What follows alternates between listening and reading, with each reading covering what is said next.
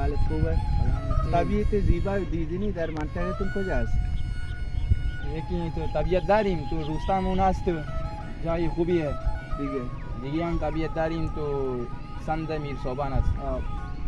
بریم نشون میری؟ بله بریم.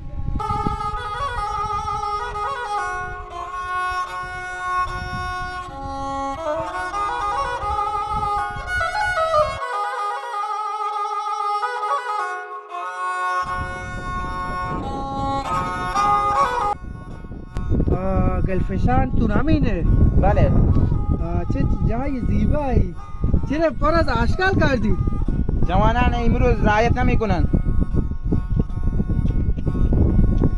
من که رفتم اونجا تو روستاتون من بردی اون جای دیدنی رو نشون دادی، دیدم یه درخت خرمایی بود قدش همون 60-70 متری بود.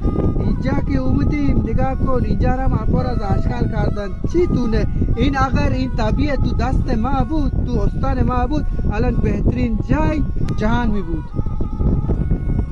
الان نمیدونم دست شما چرا شما جای زیبایتون خراب کردید.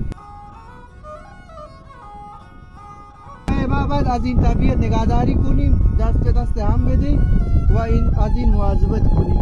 انشاءالله همکاری کنید، من هم باهاتون همکاری میکنم و هم این طبیعت تو جهان